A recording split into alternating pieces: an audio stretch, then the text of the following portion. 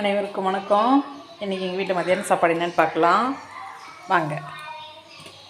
இன்றைக்கி வெஜ்ஜு பிரியாணி, நல்லா பாஸ்மதி ரைஸில் உதிரியாக வெஜ்ஜு பிரியாணி. அப்புறம் மாங்காய் பச்சடி, மாங்காய் ஸ்வீட்டு,